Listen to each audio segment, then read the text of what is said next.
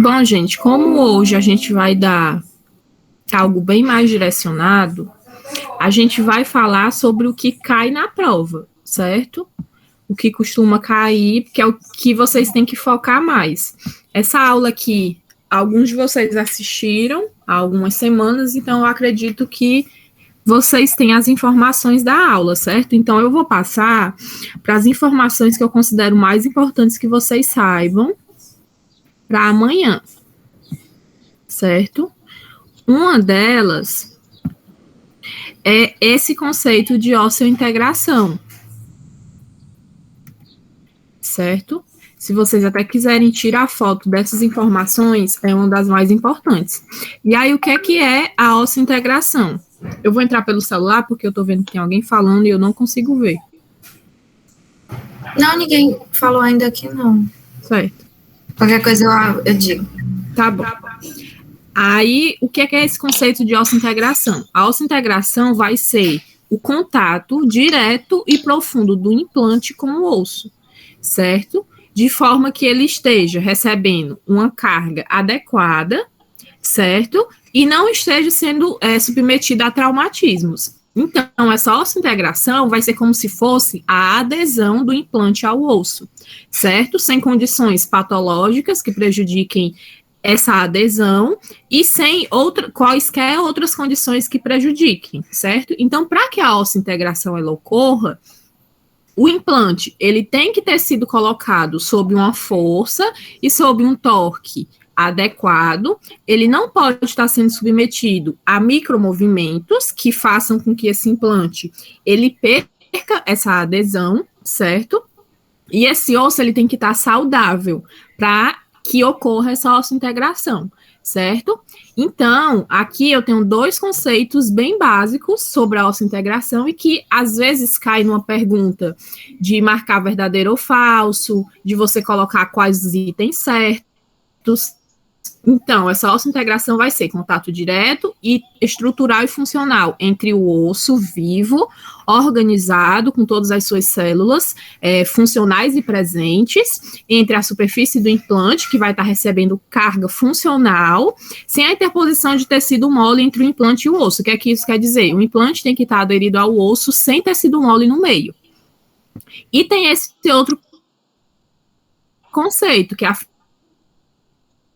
fixação rígida e sem sintomas de um material plástico, e esse material aloplástico, no caso, é o implante, no osso com capacidade de resistir às forças oclusais que são submetidas, certo? Esse implante, ele tem que estar fixado no osso de modo que a carga que ele receba tem que ser sempre menor do que a carga que ele é capaz de suportar, porque se a carga que ele recebe for maior do que a carga que ele é capaz de suportar, esse implante, ele acaba perdendo integração e essa ósseo-integração não é adequada.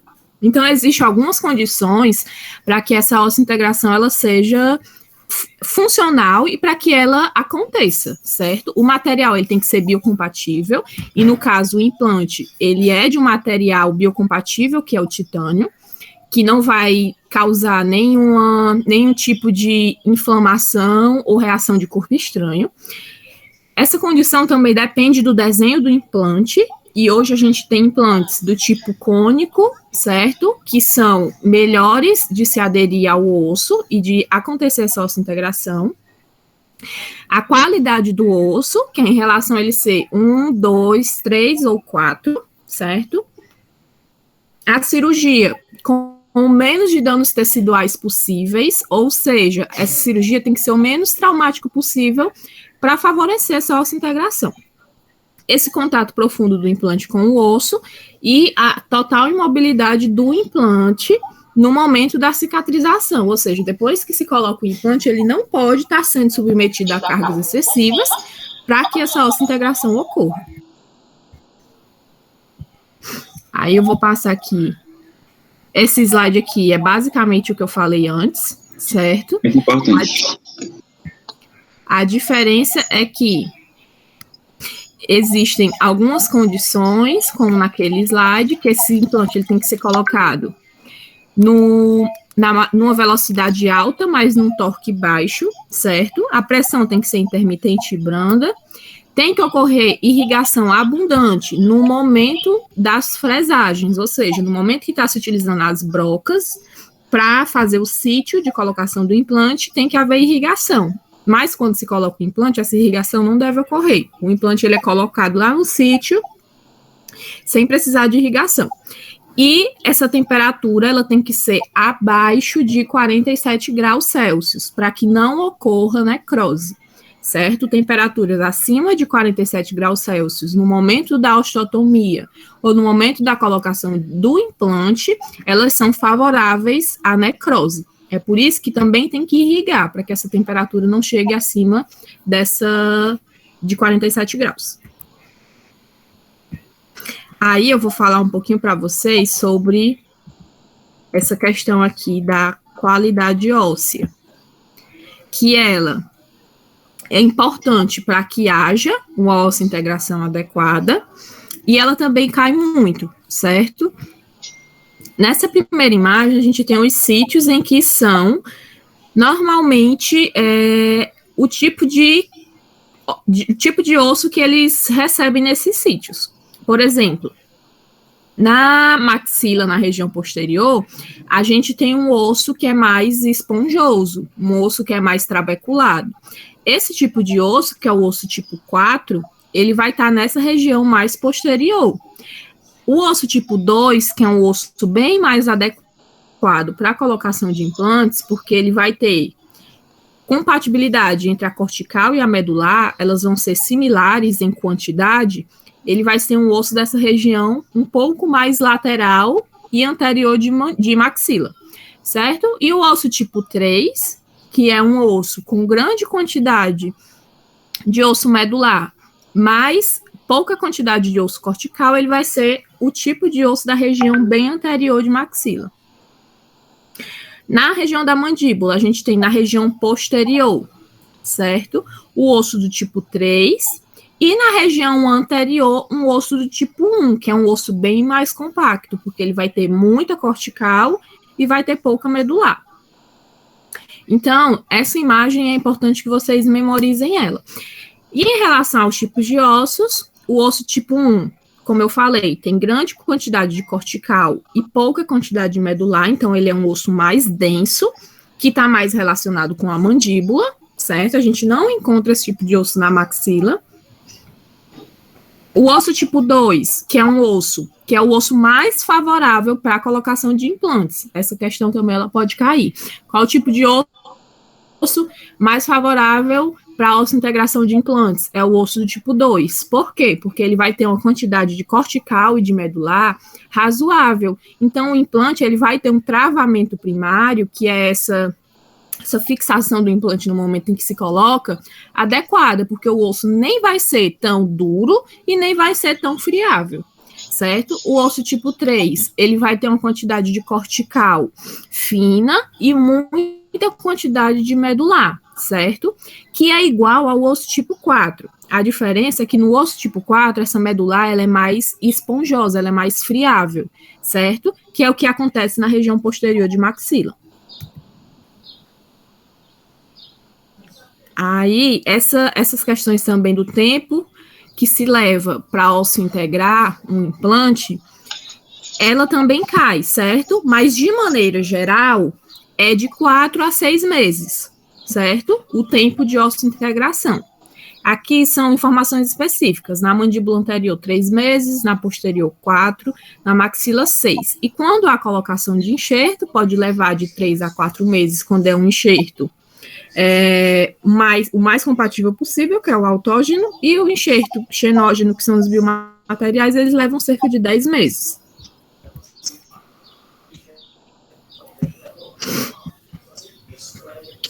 Aí eu tenho outra coisa para falar para vocês. Que é em relação ao desenho do implante, certo? Ó, dessa primeira imagem, a gente tem 2 tipos de implante. São implantes do mesmo desenho em relação à estrutura, certo? São implantes cônicos. Por quê? Porque eles vêm bem paralelos no início e se afunilam no fim. Mas em relação à plataforma, lá em cima, a gente tem diferenças. Nesse primeiro implante, a gente tem um implante que a gente chama de hexágono externo. Por quê? Porque ele tem uma plataforma hexagonal que dá para fora. E esse segundo implante é o que a gente chama de hexágono interno, porque essa plataforma hexagonal fica dentro do implante. E, Renata, qual é a diferença disso? A diferença está na questão tanto da osseointegração como da salserização, certo? Quando vocês verem esse termo salserização, ele está ligado à diferença entre um implante hexágono interno e o implante hexágono externo. E aí, qual é que é a diferença? No implante hexágono externo, essa salserização vai ser maior. E o que é essa salserização? É a falta de adesão entre o tecido mole e o implante, certo? É um espaço, é um gap que se forma entre o tecido mole e a plataforma do implante. Esse gap acaba sendo maior. Por quê? Porque o implante do tipo hexágono externo, ele favorece essa perda de inserção maior do que a do hexágono interno, certo? No hexágono interno, como a plataforma hexagonal fica para dentro, o que se forma de tecido mole se forma todo ao redor do implante, não fica essa diferença de espaço entre o hexágono, que está aqui fora, e a plataforma, certo? Então, o implante hexágono interno, que existe uma variação dele, que é o implante do tipo cone-Morse, certo? Ele vai ser mais favorável, ele vai ser mais estético e ele vai ter menos salserização do que o implante hexágono externo. Isso também cai bastante. Renata, por favor, repete o que é salserização. Eu vou trazer para vocês lá no fim o conceito, mas a salserização é essa perda de inserção entre o tecido mole, certo? Que se forma ao redor da plataforma e o implante. É como se fosse a desadesão da gengiva, certo? Quando a gente tem um paciente com doença periodontal, que a gente coloca a sonda não entra mais porque tem falta de adesão, no implante acontece a mesma coisa. É essa perda tanto de tecido mole, essa migração do tecido mole, como esse espaçamento. Então, o paciente ele fica até mais propenso à periimplantite, que são as doenças como se fossem periodontais dos implantes, por causa dessa perda de adesão.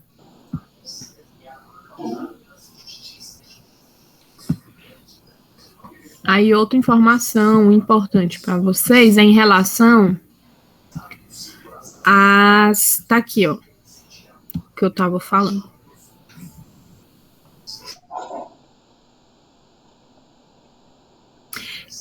A salserização, que vai ser essa redução da margem ao redor do implante no sentido vertical. O que acontece?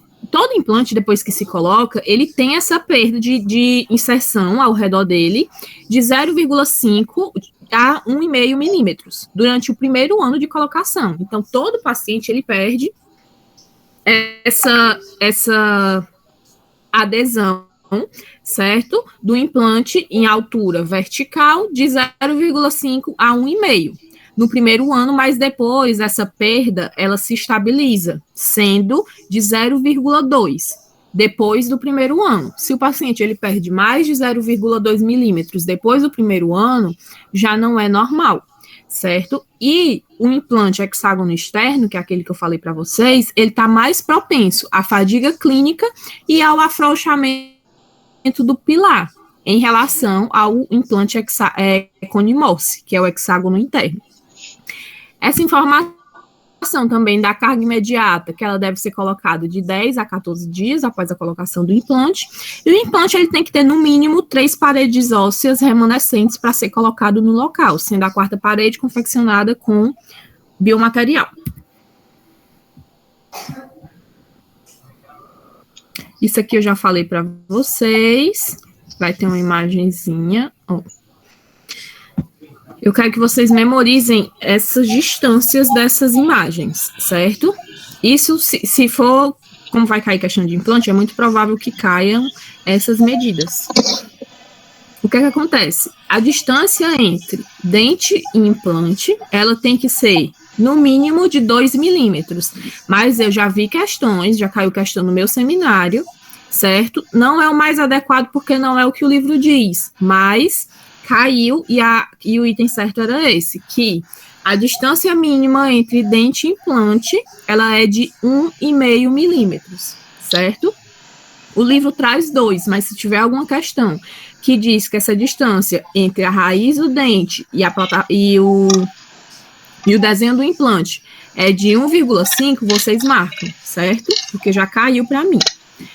Então, e essa distância entre implante e implante, ela tem que ser no mínimo de 3 milímetros, certo? Então, 2 de dente para implante e 3 de implante para implante. A proporção entre o implante e a coroa, ela tem que ser de 1 para 1, certo? De no mínimo 1 para 1. Ou seja, o tamanho do implante tem que ser compatível com o tamanho da coroa. E a plataforma do implante, ela tem que estar de 3 a 4 milímetros da papila, certo? Então, o implante tem que estar aprofundado ao nível da papila de 3 a 4 milímetros. Por quê? Porque vai ocorrer aquela perda óssea de 0,5 a 1,5 milímetro no primeiro ano, e a cada ano o paciente fica perdendo 0,2. Então, ele precisa estar com esse implante nessa altura, abaixo da papila, para que quando ele for perdendo, essa plataforma ela não venha a ficar exposta, certo?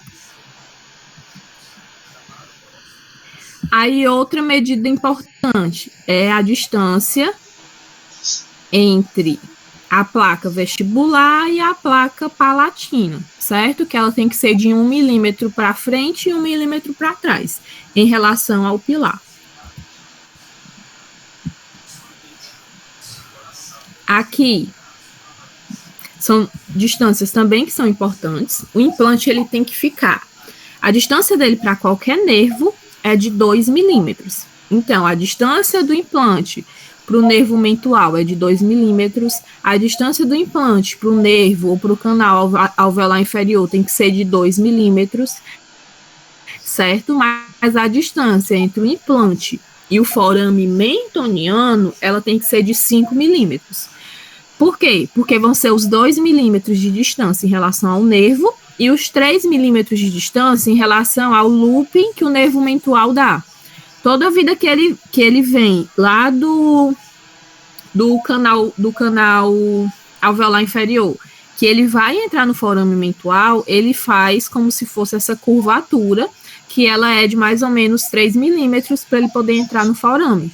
Então, existe essa distância de 5 até o forame e de 2 até o nervo. Não esqueçam.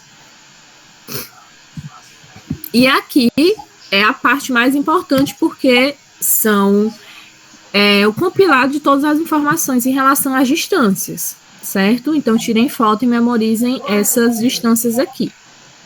Em relação ao implante, em relação à parede vestibular e à parede lingual, ela é de 1 milímetro para frente e para trás. Lembra que eu falei?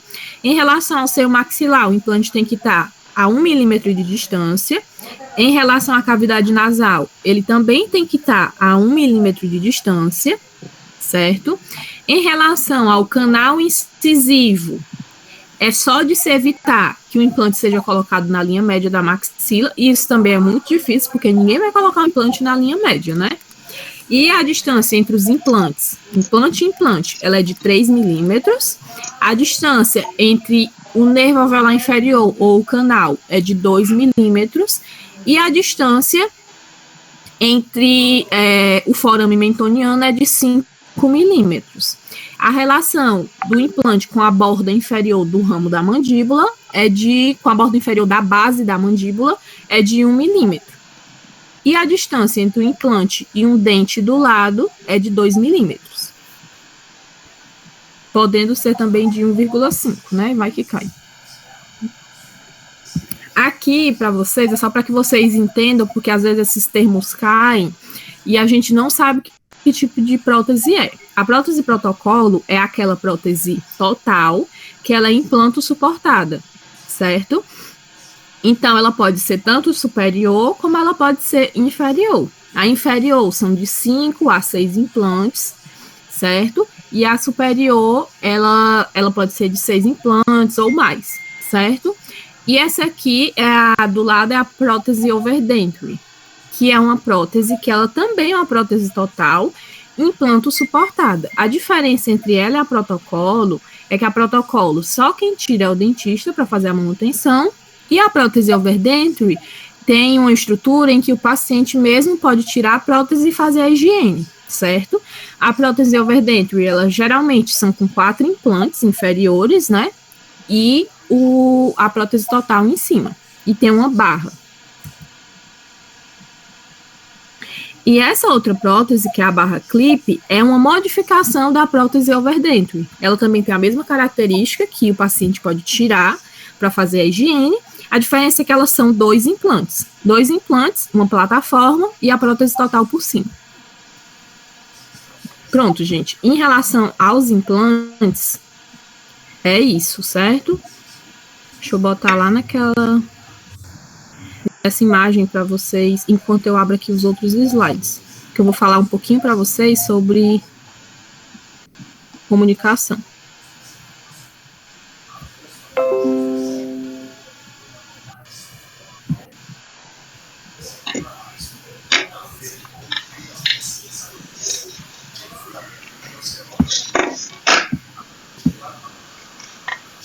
Tem alguma dúvida? Deu para entender? Não, foi ótimo. Certo.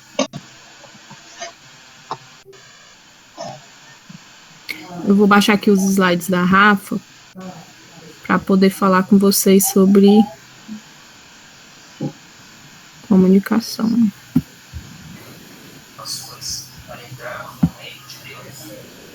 E essa promessa também vale para os dias de hoje. Os cristãos continuam sendo perseguidos. Só que nós temos uma visão muito distante disso. Achamos que sofrem perseguição apenas aqueles crentes que vêm países da África ou Oriente Médio. Mas isso não é verdade. Nós sofremos perseguições no nosso trabalho.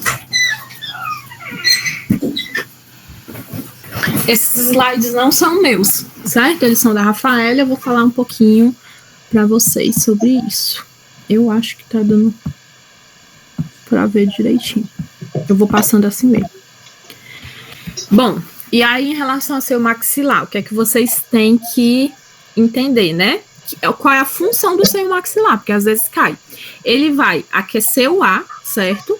Aliviar o peso da questão do crânio, porque como ele é uma estrutura pneumatizada, que ele vai ter essa questão de ficar no terço médio da face, ele vai acabar aliviando o peso das outras estruturas ósseas, certo? E fornecer a ressonância da voz, por quê? Porque o ar, ele vai circular dentro do seio, certo? Então, vai ajudar na fonação. Então, são essas 3 características principais: aquecer o ar, aliviar o peso do crânio e também fornecer ressonância à voz. Bom, e aí as comunicações buccosinusais ou oroantrais, certo? Elas vão acontecer como, né? Quais são as causas? Vão ser as patologias, certo? Que podem ser, por exemplo, o paciente tem uma patologia, um cisto ou um tumor, que promove essa comunicação buccosinusal por causa da expansão dessa patologia. Ou mesmo depois da cirurgia, esse paciente fica com esse defeito, certo? Que pode ser nessa outra causa, que é a remoção de cistos e tumores. Trauma nessa região de terço médio, ou mesmo a cirurgia oral, que é basicamente por causa das exodontias. E aí a gente tem, em relação ao principal dente que está em contato, que está em íntimo contato com esse seio maxilar, né, que é o segundo molar superior, certo? Os segundos molares superiores, eles tendem a ter uma proximidade maior com esse seio maxilar. Também pode ser causada por osteoradionecrose, pelos cistos e neoplasias, como a gente falou antes, e pelas infecções. As infecções que estão drenando na região dos molares, ou mesmo na região dos premolares, elas podem chegar a formar uma comunicação. Certo? E aí, para diagnosticar é o exame clínico, por meio da visualização mesmo. E aí a gente tem essa manobra de Valsalva, que é a manobra em que o paciente vai fazer o quê? Ele vai tampar o nariz, certo? E vai fazer uma força como se quisesse estar expelindo ar. E aí, como é que o cirurgião dentista ele visualiza? Visualiza como se fossem bolhas se formando entre, por exemplo, o alvéolo e essa região nasal, certo? Se você faz a exodontia e o cirurgião dentista ele suspeita que essa comunicação esteja ocorrendo, ele tem que ter quase certeza.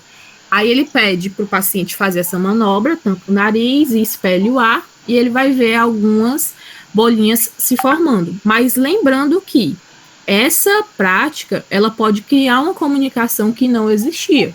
Então, tem que ter bastante cautela ao se pedir para fazer essa manobra. Mas, se cai esse tipo de manobra, o que o paciente faz é isso. Os exames de imagem que podem ser solicitados, certo? A gente tem, a que principal se utiliza é a tomografia computadorizada, certo? Para visualização dessa comunicação. E aí, o diagnóstico ele precisa ser imediato, por quê? Porque você precisa tratar de maneira adequada. Você não pode mandar um paciente com a comunicação e ir embora sem fazer nada, certo? Então, condutas precisam ser feitas, certo? Antibiótico terapia, spray nasal, certo? Spray nasal com corticoide, alguma manobra para fechamento dessa comunicação primária, certo? E sempre acompanhar o paciente, porque essa comunicação ela tem que ser fechada, por causa dos riscos de infecção da cavidade bucal, né? Passando alimento, passando secreções com essa estrutura. Por quê? Porque o seu maxilar, ele também é uma estrutura que, por ser totalmente vedado, né? Ele não tem as bactérias que a gente encontra na boca. A flora dele é completamente diferente da flora bucal, certo? Então, ele pode se tornar facilmente infeccionado se as suas estruturas entram em contato com as substâncias orais. O diagnóstico tardio, eles vão trazer complicações em relação a essas comunicações, que no caso pode ser a fístula, certo? Aí as complicações que podem ocorrer, né, se não houver um diagnóstico adequado. São as sinusites crônicas e agudas, certo? E as fístulas, que são essa comunicação, que existe já a formação de um epitélio entre a boca e o seio maxilar. E aí, em relação à prevenção, a principal prevenção que se tem é um planejamento antes do momento da cirurgia, para você saber se esse paciente está mais propenso ou menos propenso a essa comunicação. E no caso, você tem que avisar o paciente se ele tem mais probabilidade de que essa comunicação ocorra, que é para que ele esteja ciente e não ocorra aí nenhum processo mesmo em relação a quem vai fazer essa cirurgia, porque ele pode prontamente processar o dentista que não fez esse aviso a ele.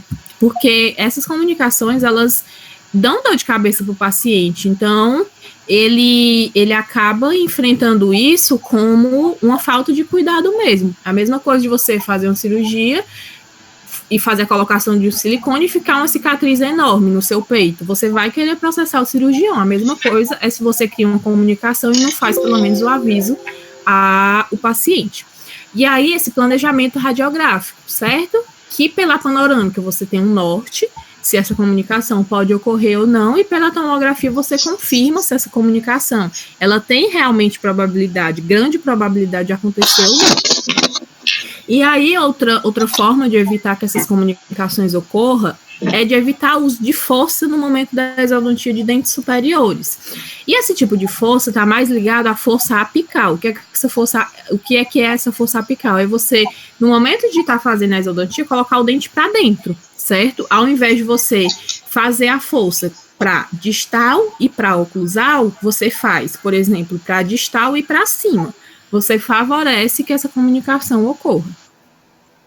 E o manejo correto dos instrumentais, está diretamente ligado a esse tipo de força que você faz, né? A manusear o material inadequadamente e manusear o material, por exemplo, para cima, ao invés de para baixo, né? Que é para oclusal.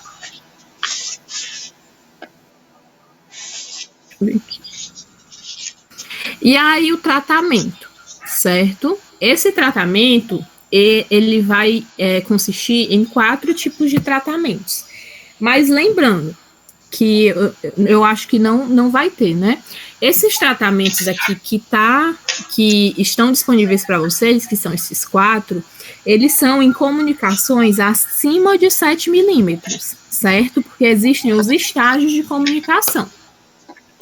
Quando você faz uma exodontia, que cria-se uma comunicação que ela tem de 1 a 2 milímetros, essa comunicação ela vai fechar espontaneamente, certo? Então, nenhum tratamento precisa ser feito.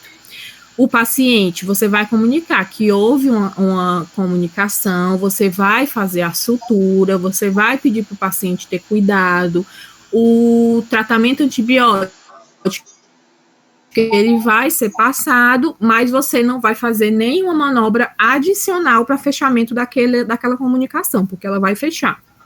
Se essa comunicação tem de 4 a 6 milímetros, você faz uma sutura bem mais eficaz, certo? Uma sutura em X, uma sutura em 8, de forma que você colabe bem essas bordas, e você pode colocar algum material dentro do alvéolo, certo? Para fechamento dessa estrutura. Mas é principalmente a colocação de um material e essa sutura em 8 bem fixada, certo? E em comunicações acima de 7 milímetros, que são comunicações bem mais pronunciadas, existem esses 4 tipos de tratamentos, que são os que vocês vão fazer para comunicações acima de 7 milímetros. E aí, o que é que pode ser feito? Pode-se utilizar a gordura, né, que é a bola de bichar, o retalho palatino rodado, que é você fazer a divulsão de um pedaço de tecido do palato e colocar até o alvéolo que houve essa comunicação. O retalho deslizante vestibular, que é você tirar um tecido da região da mucosa jugal, certo? Ou então da região vestibular mesmo, junto com mucosa, e trazer para cima dessa ferida. E o enxerto ósseo, que é a colocação de material, de biomaterial ou de enxerto autógeno nessa comunicação. Aí eu vou falar para vocês sobre esse retalho palatino rodado. Essa incisão no palato, nesse formato, certo? Nesse formato como se fosse um cilindro, mas a base dele não é cilíndrica, ela é redonda. E você puxa essa região para cima do alvéolo, né, para a região da ferida que tem essa comunicação. Qual a desvantagem desse tipo de técnica, né? Porque além de pavel e qualquer manipulação que você faça nessa região, ela é bem desconfortável, você vai favorecer a necrose, certo? Porque essa região, ela tem ali a vascularização da região palatina, certo? Mas ela não é tão vascularizada como outras regiões. Então, essa região palatina, ela é mais propensa de se haver necrose do que outras. E também de hemorragia, caso você atinja a artéria palatina maior, que é bem característica de se passar por essa região. E o retalho ele é feito dessa forma, né, de trás para frente, justamente para não romper artéria, né, palatina maior e nem o nervo palatino maior, certo? Mas mesmo assim ainda pode haver hemorragia. E aí, quais são as vantagens, né? Vai promover a vascularização dessa ferida, né, que foi fechada. Tem uma espessura considerável de tecido e é uma região que tem um acesso mais fácil. Nas comunicações bucosinusais também tem essa técnica que é a do retalho deslizante vestibular. Você tira uma espessura, né, de tecido, mais ou menos do formato daquela palatina, e traz lá da região da mucosa, certo? Da mucosa jugal até o alvéolo que foi prejudicado, certo? E faz uma sutura para esse fechamento. Ela é bem utilizada, esse tipo de manobra, e ela também é bem eficaz. A desvantagem é que vai promover essa diminuição do fundo de vestíbulo, porque você está utilizando aquela região da mucosa jugal, e quando reptilizar, quando cicatrizar, o paciente vai ter essa diminuição do vestíbulo por causa da região em que o retalho foi retirado.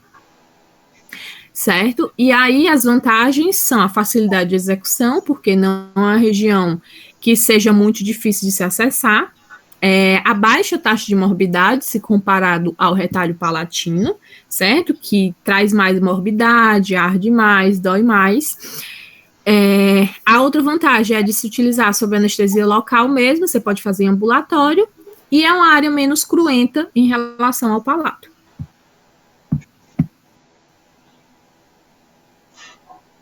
Tem também a utilização da bola de Bichat, certo? Essa utilização da bola de Bichat, ela realmente são para defeitos maiores, certo? E aí, como é que se faz, né? Você vai fazer uma incisão lá na região de molares, certo? Essa bola de Bichat, ela fica entre o músculo masseter e o músculo bucinador. Então, você vai ter que incisar o músculo bucinador para que você tenha contato com essa bola de Bichat, certo? E aí você puxa um pouco essa bola de Bichat e coloca em cima do alvéolo que está com defeito, né? E faz essa sutura junto da bola de Bichat e geralmente com os tecidos moles que você consegue puxar, certo? Para não deixar só a bola de Bichat exposta. E aí as vantagens é que essa taxa de morbidade, ela não é tão alta, certo? A manutenção da profundidade da região do sulco vestibular, ela não vai ter uma taxa tão incidente de falhas, porque quando a pessoa aprende a fazer essa técnica, ela se torna meio que corriqueira e não é uma técnica que tem grandes complicações. Ela tem uma alta aplicabilidade, porque ela pode ser utilizada para amplos defeitos, defeitos maiores nessa região nessa região palatina, certo? E vai ter uma boa vascularização devido às estruturas e ao tamanho do tecido que você fez a advulsão para colocar em cima. E as desvantagens é que ela só pode ser utilizada uma vez utilizada a bola de Bichat, ela não pode ser utilizada novamente, porque esse tecido ele não tem neoformação. O paciente ele pode enfrentar um pouco de trismo, porque como eu falei para vocês, como essa gordura ela está entre duas musculaturas importantes, certo? E a musculatura massetérica ela é muito importante para a questão de fechamento de boca. O paciente ele pode ter essa dificuldade de abrir a boca mesmo, por causa que pode ficar dolorido dessa região, mais ligada ao pós-operatório mesmo. E é só isso mesmo. Ela tem muita boa aplicabilidade e as desvantagens são mais o trismo, ela vai cobrir o defeito bem, certo? E vai ser muito útil para defeitos maiores.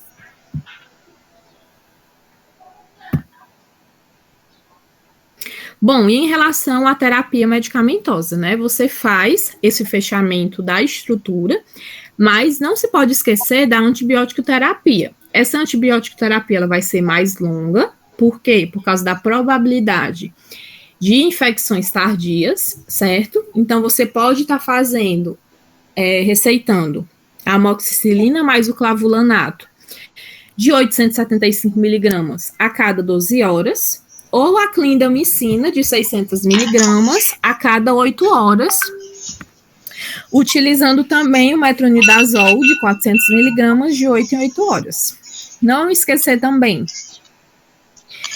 da utilização dos descongestionantes nasais, certo? Que são muito importantes, porque, querendo ou não, aquele seio maxilar que foi lesado vai ter uma reação inflamatória depois que essa comunicação foi feita. Então, é muito importante que sejam utilizados os sprays nasais, certo? Sprays nasais corticoides ou sprays nasais que tenham antibióticos, mas como você está utilizando antibiótico sistêmico, ele é corticoide, certo? Mas tem que ser usado. Não esquecer dos sprays. E aí, essa antibiótico terapia, faz também o uso de anti-inflamatório e também de medicação para dor, né, que é a dipirona. Certo? Aqui, ó, os analgésicos, a dipirona ou paracetamol, os anti-inflamatórios, que pode ser a nimesulida, pode ser o ibuprofeno, certo? E pode ser o diclofenaco. E o corticoide, que é a dexametasona. Aqui é mostrando um pouco da técnica, certo? Que não é tão importante para vocês, porque eu não acredito que cai. O que for cair dessa questão aqui, dessa aula, pode cair o quê? A função do seio maxilar, para que ele serve. Pode cair o tipo de exame, a manobra de Valsalva, que tudo isso a gente já falou. Pode cair as complicações, que são a sinusite e as fístulas. Pode cair a forma de prevenir, né? Que é principalmente evitar o uso de força e evitar o movimento apical. E pode cair os tipos de tratamentos para defeitos acima de 7 milímetros, que são esses 4. Bola de Bichat, retalho palatino rodado, retalho deslizante vestibular e enxerto ósseo. A técnica em si, ela não chega a cair. Eles querem saber mais o que é que se pode fazer com descongestionante nasal, amoxicilina com clavulanato ou clindamicina, certo? Os analgésicos, os AINES e os corticoides. O que pode cair é isso, tá, gente? Então, é mais ou menos isso da parte da Rafaela, e eu acredito que agora o Ítalo vai falar com vocês. Por mim, foi isso e obrigada pela atenção.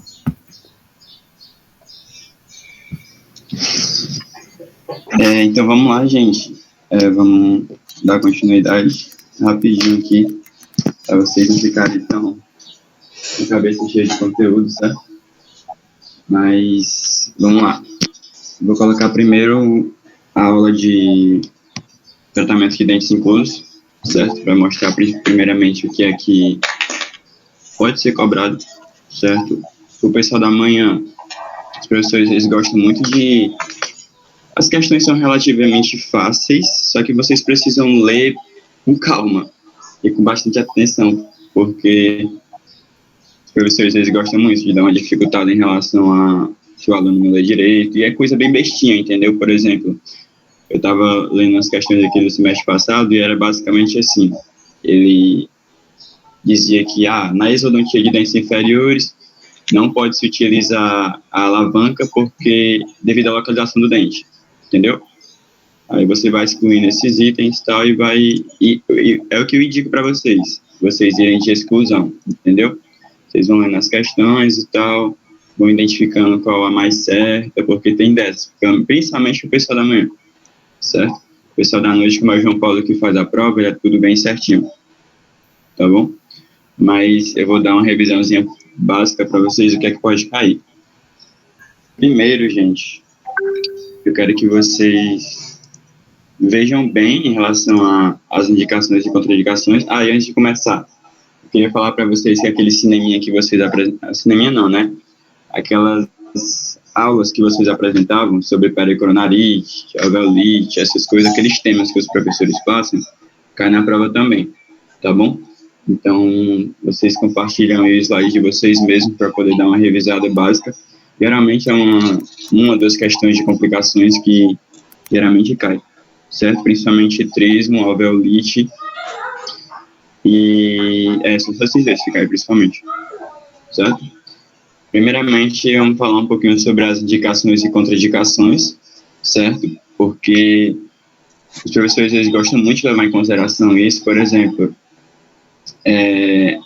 dentes com pericoronarite, eu removo ou não?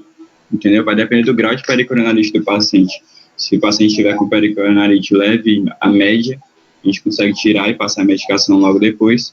Porém, se o paciente estiver com grave, a gravíssima, né, com secreção purulenta, limitação de abertura bucal, é bem legal da gente primeiro medicar e tratar o quadro do paciente para só depois fazer a remoção, certo? Mas, enfim, em relação às contraindicações e indicações da remoção de terceiros molares.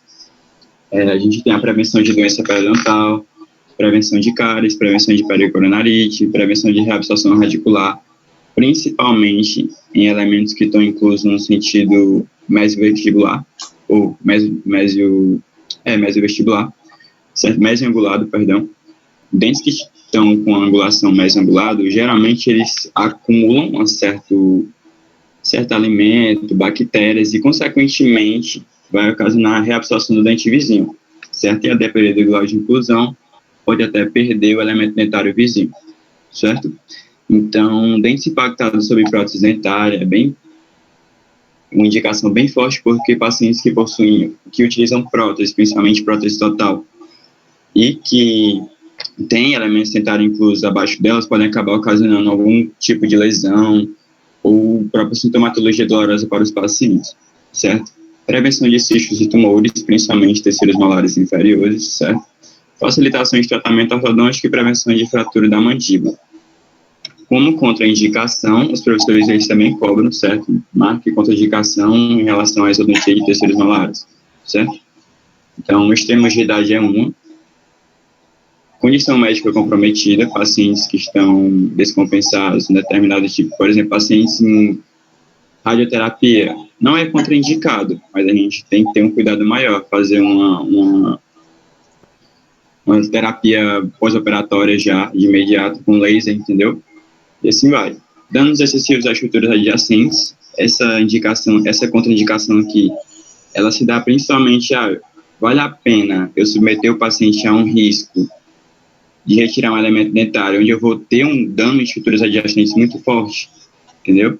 Então, é aqui que entra esse tipo de quadro. E processos infecciosos, certo? Por exemplo, pericoronarite grave, a gravíssima, a gente deve evitar fazer tipo de procedimento cirúrgico justamente para evitar disseminação das infecções, certo? Pode ser uma simples pericoronarite que pode evoluir para uma angina de Ludwig, entendeu?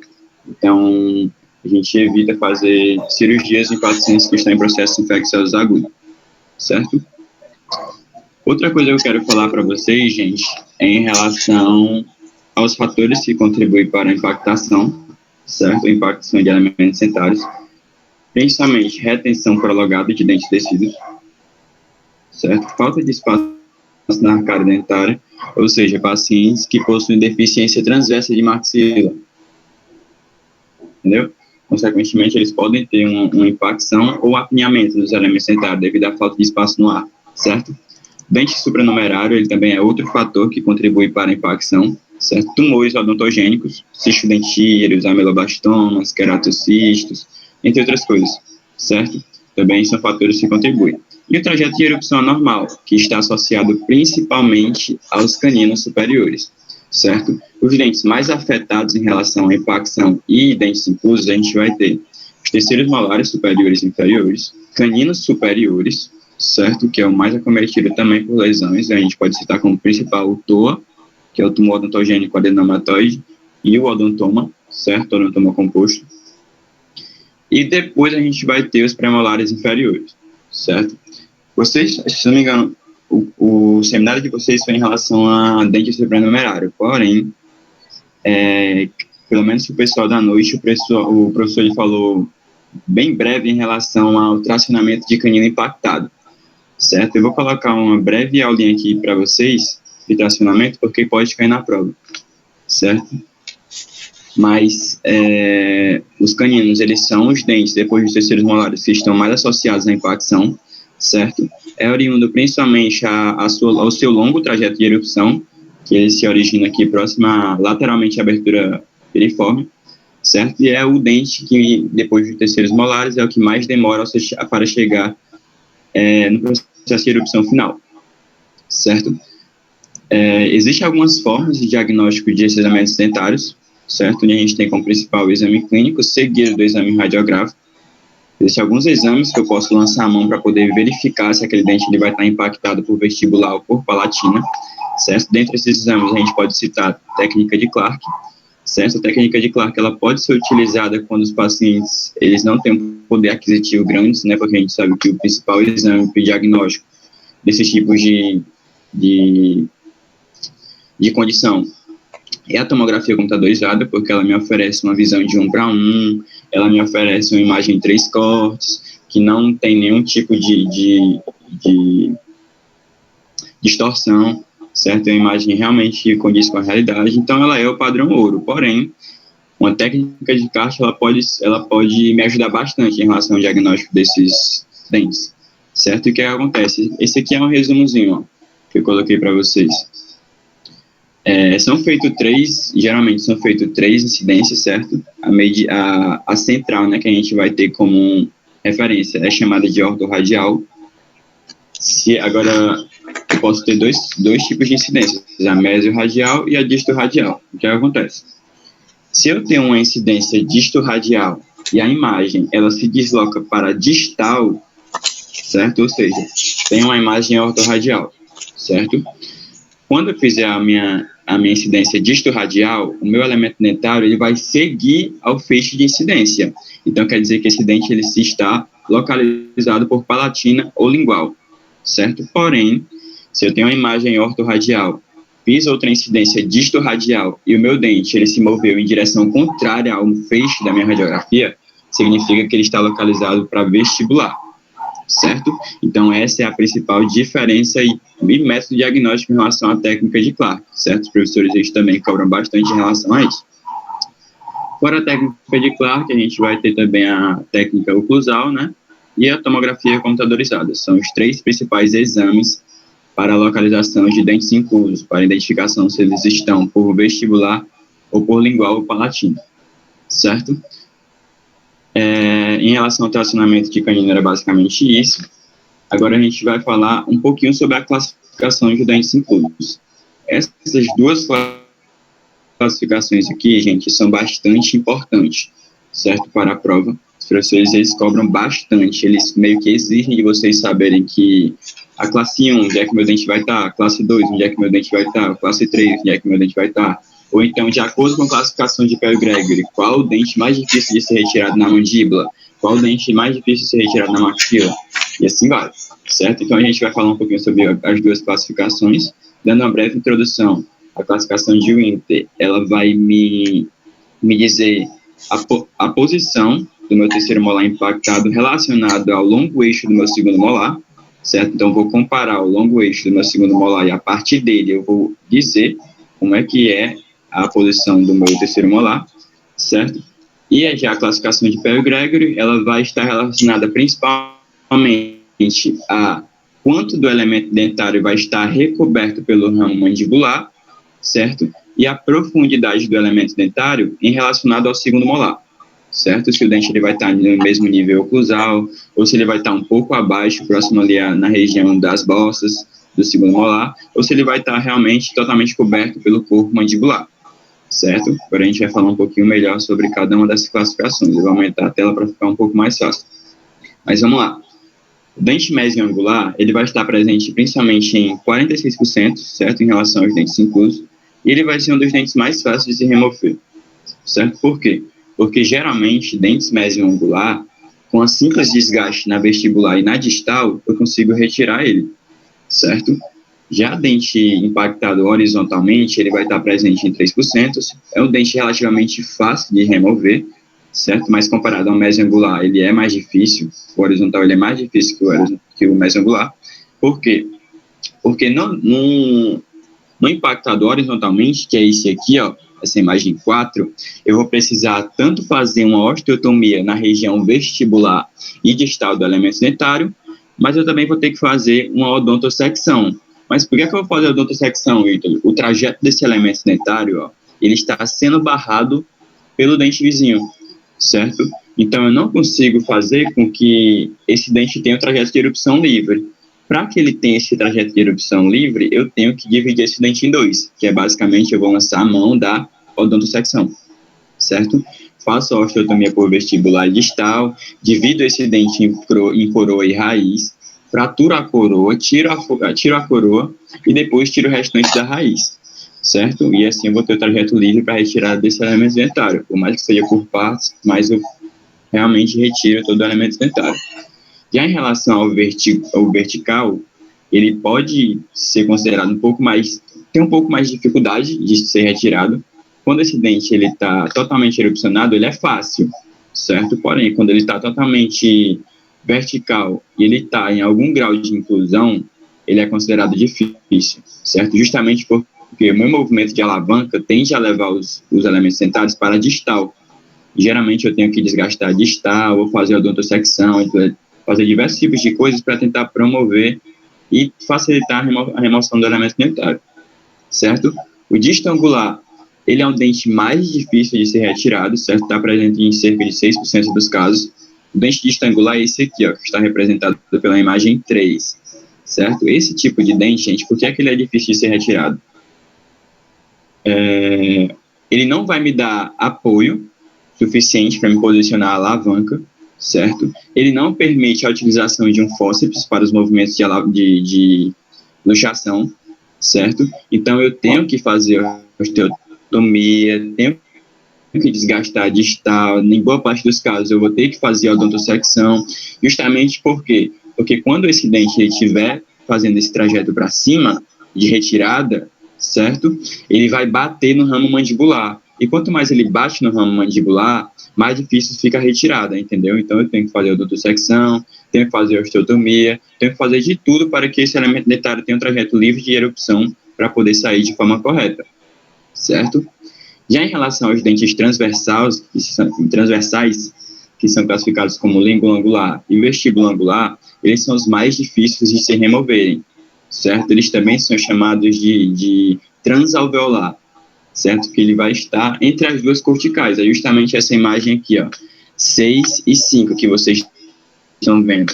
Aqui, o vestíbulo angular, ele vai ter a coroa voltada para a vestibular, certo? E nesse língula angular, ele vai ter a raiz voltada para a vestibular, certo? Por isso que esses dentes são muito difíceis de serem retirados. Geralmente precisa de ser feita a osteotomia, odontosecção, e dividir esse dente em diversos pedaços para poder retirá-lo de forma correta, certo? E o dente invertido é um dos considerados mais difíceis também de serem retirados. Eu, propriamente, nunca vi um caso como esse, não de terceiro molar, né, mas já vi de canino, certo? Superior. E em relação à classificação de Winter, é relativamente isso. A classificação de Winter vai ser basicamente um dente posicionado vertical, mesioangular, distangular, horizontal, vestíbulo angular, língula angular e invertido, certo? Então, essas são as classificações em relação à classificação de Winter, certo? Para a classificação de Winter em relação à superior, vai mudar um pouquinho a dificuldade, certo? Por quê? Dentes considerados mesioangular na maxila são mais difíceis de serem retirados. Por quê? Porque o trajeto de erupção desses elementos dentários, eles estão sendo impedidos aqui, ó, devido ao segundo molar, certo? Então, eu não consigo posicionar uma alavanca POTS, não consigo posicionar uma alavanca reta. Na maioria desses casos, eu tenho que abrir mão da incisão relaxante, certo? E fazer a osteotomia, para poder retirá-la de uma forma menos que cause mais problemas para os pacientes, porque dentes posicionados mesioangularmente, eles podem ter facilmente um certo grau de fratura na região de Tuber, certo? Diferentemente de dentes posicionados no sentido vertical ou distangular, certo? Então, dentes posicionados mesioangular, vocês têm que ter um maior cuidado, porque ele possui um elevado risco de fratura na região de Tuber, da maxila, certo? O dente considerado vertical, ele é um dente um pouco mais fácil de ser retirado, certo? E o dente distangular, ele é considerado o dente mais fácil de ser retirado na maxila, certo? Porque o trajeto dele já é meio que livre. Eu posicionando uma alavanca POTS ou uma alavanca reta aqui, consequentemente eu vou ter uma maior facilidade em relação à luxação, e a remoção do mesmo já está meio que alavancada, certo? Porque para retirar um dente superior, eu tenho que fazer um movimento para distal e para vestibular. Então, para distal ele já está. Então, eu só preciso fazer um movimento para vestibular, certo? Então, essa é a classificação em relação a dentes superiores. Na mandíbula, dentes mesioangular e distangular são dos dentes mais fáceis de serem retirados, certo? E na maxila, o dente vertical e distangular são considerados mais fáceis de serem retirados, e o mesioangular ele é considerado mais difícil de ser retirado devido ao risco de fratura do tuber da maxila, certo? Alguma dúvida em relação à classificação de Winter? Tudo ok? Não, pode seguir. Certo, então vamos lá. Em relação à classificação de Perry Gregory, gente, eu vou precisar que vocês prestem bastante atenção, porque cai muita questão em relação a isso, certo? Pelo menos na minha prova, caiu 3 questões em relação à classificação de Perry Gregory, certo? Foi uma perguntando a posição, que tinha uma imagem, né, e perguntava a posição do elemento dentário.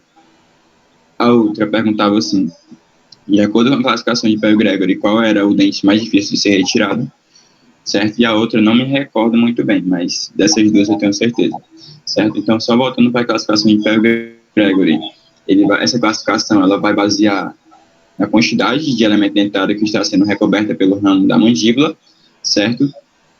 E a profundidade do elemento dentário em relação ao segundo molar, certo? Que seria o dente adjacente, tá bom? Então, em relação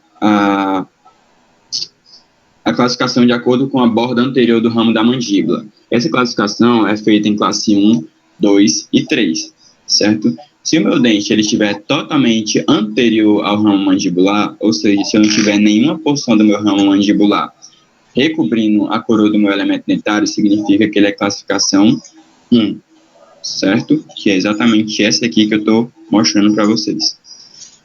Já em relação à classificação 2, eu vou ter a metade da coroa coberta pelo ramo mandibular, que é exatamente isso que vocês estão vendo aqui, ó.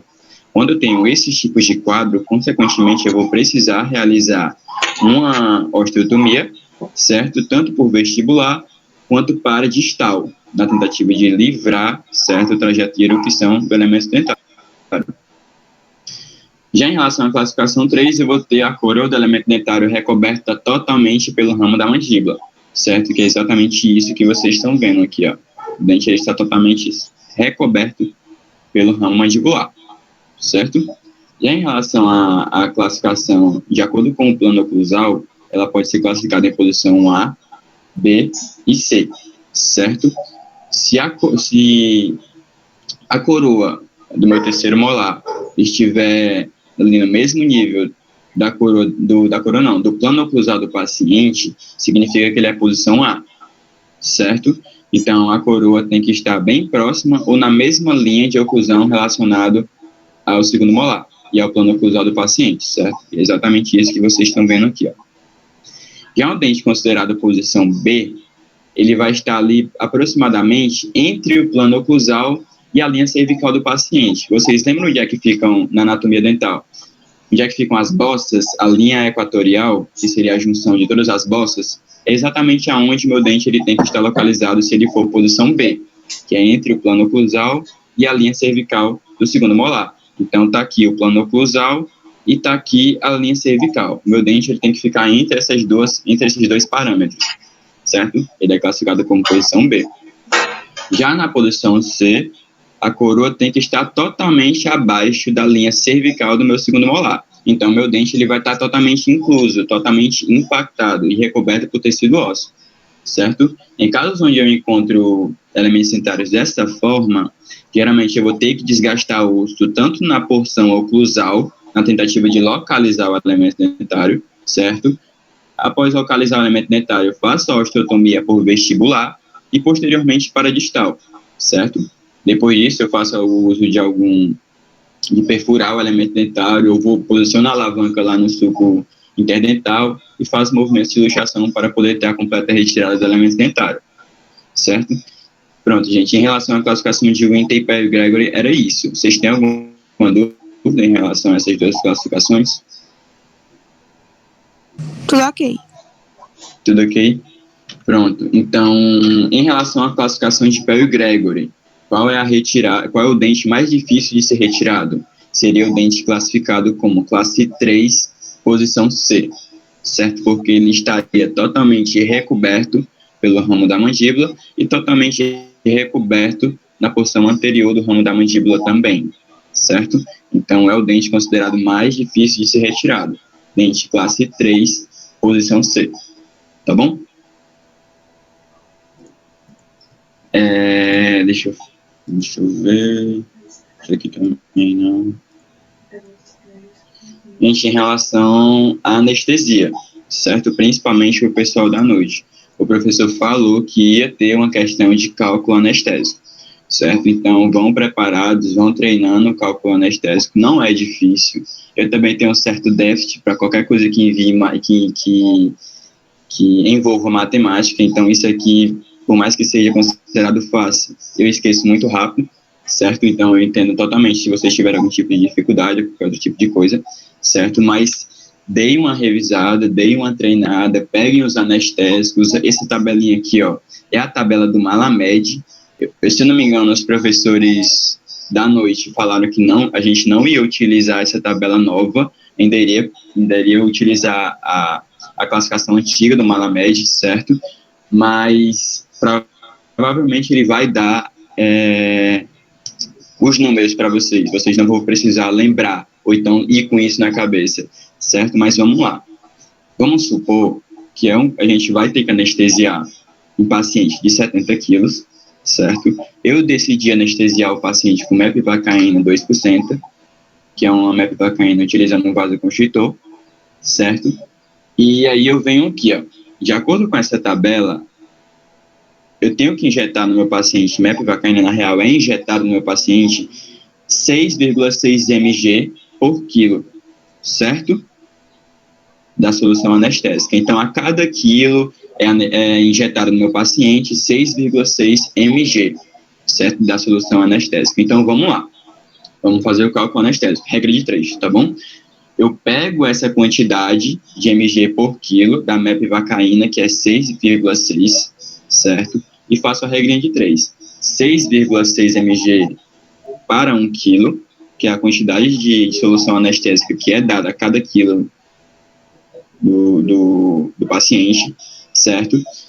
Coloco o X, que é a quantidade que eu quero saber em relação à quantidade de anestésico de mg eu vou injetar no meu paciente a 70 kg, que seria o peso do meu paciente, certo? E faço a regrinha de 3, 6 mg para 1 kg, X para 70, certo? Faço a multiplicação, vai dar 462 mg por quilo, certo? Só que a gente tem que ver aqui também, ó, a dose máxima do anestésico, cada anestésico tem a sua dose máxima, certo? A dose máxima da mepivacaína é 400, tá bom? Então, quando eu fiz o cálculo, passou aqui, ó, deu 462 mg por quilo.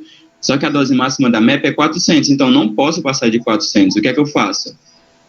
Coloco e desço essa quantidade de anestésico de mg por quilo para 400, que é a minha dose máxima, certo? Não tem nenhum problema, tá bom? Então, fiz esse primeiro cálculo, já sei a dose máxima de solução anestésica que o meu paciente pode receber para 70 kg, certo? Agora eu vou saber a quantidade de anestésico que eu posso injetar no meu paciente, a quantidade de tupete, certo? Então, como a mepivacaína ela é 2%, eu transformo esse 2% em 20%. Se fosse mepivacaína 3%, seria 30%, certo? 30 mg. Então, mepivacaína 2%, eu transformo em 20 mg a cada 1 ml, certo? Coloco o X, que é a quantidade que eu quero descobrir, e a quantidade que eu tenho de anestésico, de tubete anestésico, é 1,8, certo? Então, eu faço a regrinha de 3, e aqui dá 36 mg, certo? Agora eu vou fazer a divisão, 40 mg, que é a dose máxima, e 36 mg, que é a quantidade que eu tenho daquela dose anestésica naquele tubete anestésico, certo? Então, eu vou fazer a divisão, 400 mg por 36, certo? Que vai dar 11,1. Quando dá esses números quebrados, gente, eu nunca vou arredondar para cima, eu sempre vou arredondar para baixo. Então, 11 tubetes seria a quantidade total que eu poderia administrar no paciente com segurança, certo? Em relação a mepivacaína no paciente com 70 kg, tá bom? Ficou alguma dúvida em relação a isso, gente? Vocês querem que eu repita alguma coisa? Vocês bateram print, gravaram? Tranquilo. De boa. Show, pois então pronto. Eu posso ir passando em relação ao cálculo anestésico, tá bom? Estudem isso, principalmente o pessoal da noite. O professor falou que teria uma questão de cálculo anestésico para o pessoal da noite, certo? Provavelmente vai ser com lidocaína ou qualquer outro tipo de coisa. Lidocaína ou mepivacaína, vai ser um dos dois. Então vocês coloquem lá treinem, mudem a quantidade de quilos do paciente, coloquem número quebrado para poder vocês já irem com isso na cabeça, certo? Geralmente o professor, quando está nessas questões, eles dão uma quantidade de tempo maior, certo? Então 6 minutos, 7 minutos é uma quantidade bem legal para vocês fazerem esse cálculo e responder a questão bem direitinho. Certo? Eu sei que tem o nervosismo e tal, mas vai dar bom, certo? Então vamos passando. Em relação ao cálculo anestésico, era isso. Agora, a anestesia, gente, é bastante importante também, certo? Principalmente quando é dente inferior. Ítalo, qual os nervos que eu vou anestesiar quando eu tiver que remover um dente superior, um terceiro molar superior? Eu vou anestesiar o nervo alveolar superior posterior e palatino maior. Talvez possa ter uma probabilidade bem elevada de cair em relação a ponto de punção e ponto de reparo, certo? Principalmente do alveolar superior posterior e do alveolar inferior. Mas em relação ao ponto de punção, o ponto de punção para eu poder anestesiar o nervo alveolar superior posterior é o fundo de sulco da região de molares, certo? Principalmente o terceiro molar. Eu miro lá na região de Tuber, tal, deposito metade do meu anestésico, tiro e depois complemento de forma superostial, certo? E em relação ao ponto de reparo, qual é o ponto de reparo? O ponto de reparo vai ser crista zigomática alveolar, se for entre o meu segundo e meu primeiro molar. Se for em relação ao terceiro molar, se for retirada de terceiro molar superior, o meu ponto de reparo vai ser a região de Tuber da maxila, certo? Lembrar que a agulha, o bisel da agulha sempre tem que estar voltada para o osso, certo? Em relação ao palatino maior, o ponto de punção vai ser na mucosa palatina, certo? 1 centímetro abaixo da cúspide distopalatina do segundo molar superior. Aí tu tá falando grego.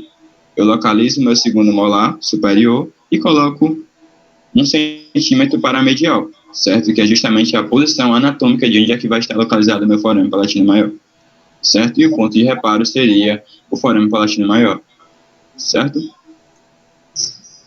E em relação ao nervo alveolar inferior, pode cair, tá bom, gente? O professor ele pode colocar uma questão de anestésico, ele pode colocar os pontos de punção ou ponto de reparo e colocar para vocês dizerem qual é o item correto, certo? Então, o ponto de punção para anestesia do meu nervo alveolar inferior e o lingual é a mucosa bucal, na região da ráfia pterigo-mandibular. Para quem não sabe o que é ráfia pterigo-mandibular, é isso aqui, ó, certo? Esse segundo traçado aqui, ó. Eu localizo a ráfia pterigo-mandibular, localizo o bordo anterior da mandíbula, certo? O palco. Divido essa região em 3 regiões, certo? Seria ela a primeira, segunda e terceira. Miro nessa terceira, e essa terceira que é justamente onde eu vou infiltrar com a minha agulha, com a minha seringa, né? Com a minha seringa carpulho voltada para os pré-molares contralateral, certo? Que é nesse sentido aqui, ó. E assim eu vou ter o bloqueio do meu nervo alveolar inferior, tá bom? Lembrar que a minha agulha ela tem que ser posicionada 1 centímetro acima do plano oclusal, certo? E o ponto de reparo seria o forame mandibular. Também se faz bastante necessário, sempre que eu for remover um dente inferior, eu vou anestesiar nervo alveolar inferior, nervo lingual e nervo bucal. O nervo bucal ele vai ser responsável pela sensibilidade da gengiva vestibular e dos molares inferiores, certo? Então, para poder anestesiar essa região, eu vou mirar lá na região anterior do ramo da mandíbula, na região de trígono retromolar, que é essa regiãozinha aqui, ó. Posso pegar também na região de fundo de sulco, não tem problema, vai anestesiar do mesmo jeito. E o meu ponto de reparo vai ser a linha oblíqua externa, certo? Tudo ok em relação a isso? A anestesia? Sim. Show, pois bora passando. Essa aula aqui eu separei em passos operatórios, certo? Se vocês quiserem, depois eu mando para vocês em PDF, para vocês darem uma revisada, tá bom? Mas vamos lá. Em relação aos princípios básicos de cirurgia, gente, é bastante importante isso daqui, ó. Isso daqui se faz bastante importante. São os princípios básicos para um retalho cirúrgico. A minha lâmina, ela sempre tem que estar perpendicular ao tecido, certo? Então, se eu tenho o meu tecido aqui, ó, a minha agulha sempre tem que estar reta, perpendicular. Eu não posso estar com agulha não, bisturi. Bisturi ele sempre tem que estar perpendicular ao tecido, certo? Eu não posso estar inclinado para nenhum dos lados nem nada, tem que estar reto. Porque quando a minha lâmina entra reta sobre os tecidos, facilita tanto na cortagem quanto na realização da sutura, certo? A base do retalho, os professores eles sempre falam disso. A base do meu retalho, que seria isso daqui, ó, o X, ele sempre tem que ser maior do que o ápice do retalho, certo? Por quê? Porque se não for, prejudica o meu suprimento sanguíneo e, consequentemente, eu posso levar a necrose do retalho, entendeu? Posso levar a deiscência, a black space, posso levar a recessão gengival, tudo isso, entendeu? Devido à perca do suprimento sanguíneo. Então, a minha base do meu retalho sempre tem que ser maior do que o ápice. Ítalo, o que é que tu quer dizer com isso? Uma incisão relaxante. Pronto, a incisãozinha relaxante que eu falei para vocês. Mostrando para vocês aqui, ó. Deixa eu dar zoom, peraí. Deixa eu ver aqui. Pronto, eu vou mostrar aqui. Aqui eu tenho uma incisão relaxante, certo? Aqui seria a base do meu retalho, tá bom? A base do meu retalho seria isso daqui, ó. Isso aqui seria o ápice do meu retalho. Então, a minha incisão relaxante, ela sempre tem que correr nesse sentido. Por quê? Porque se ela correr nesse sentido aqui, ó, a base do meu retalho, ela vai ser menor do que o ápice, certo? Deixa eu cuidar aqui.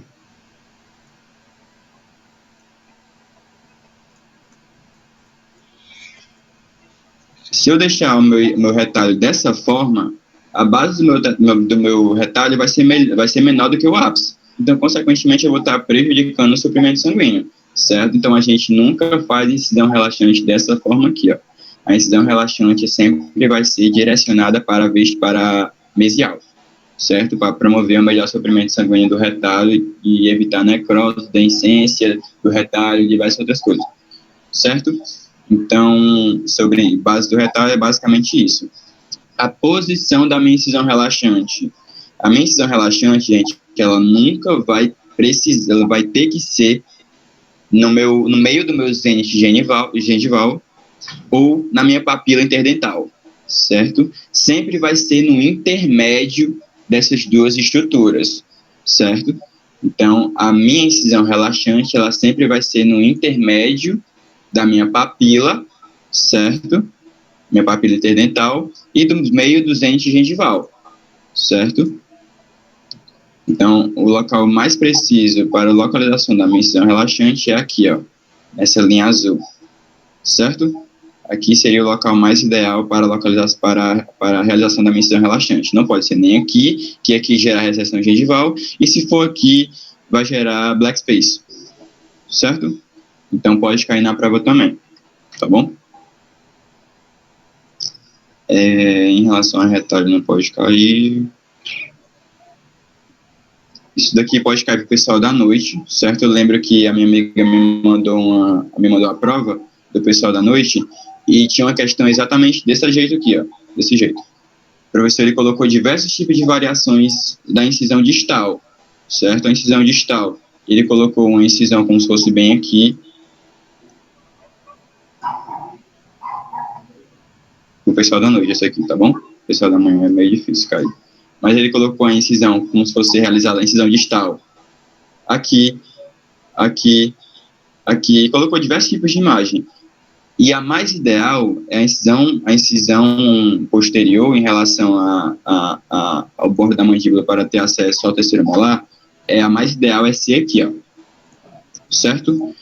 Próxima região vestibular e distal indo em direção posterior, certo? Do meu segundo molar, tá bom?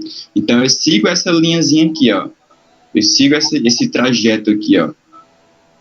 Nesse sentido, tá bom? Como se fosse em direção dessas cúspides, certo? Esse aqui é a incisão certa a ser realizada para poder se abordar o terceiro molar impactado, certo? Isso aqui é o pessoal da noite, principalmente. Em relação ao retalho na maxila também é de boas. Deixa eu ver o movimento dos fórceps.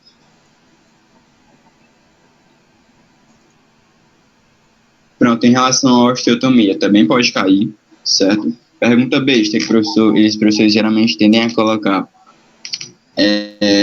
a osteotomia, ela não pode ser realizada por lingual, certo?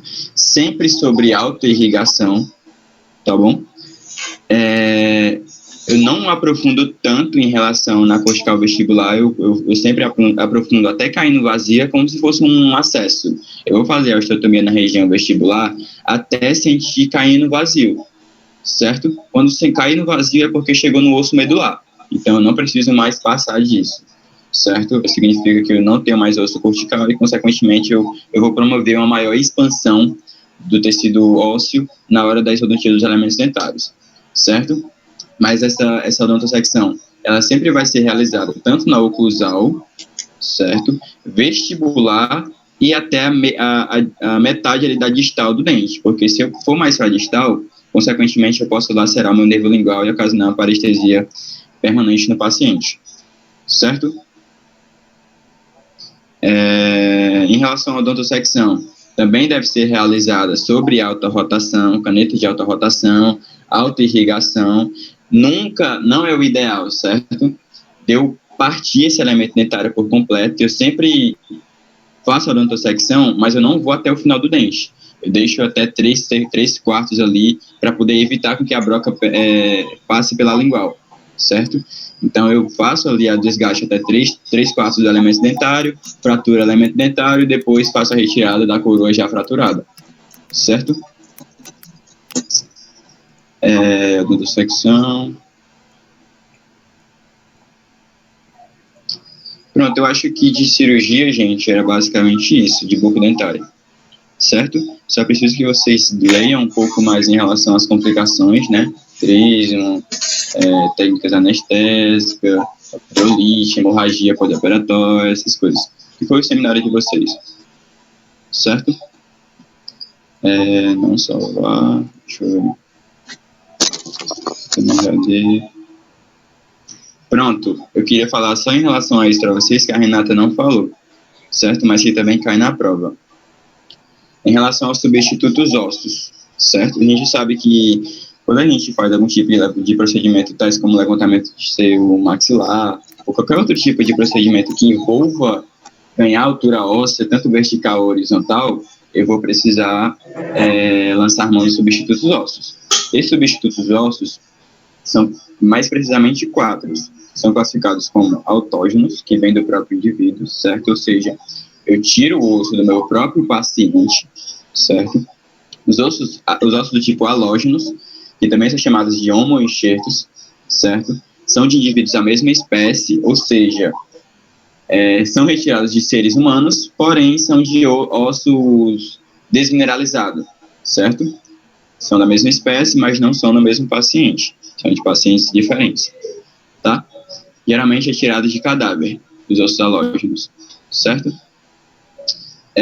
Os considerados do tipo xenógeno são de origem animal, são os liofilizados, certo? E os aloplásticos são de materiais sintéticos, tá bom? Eles podem vir de característica física, tanto pode ser desmineralizado, quanto pode ser fresco, quanto pode ser mineralizado.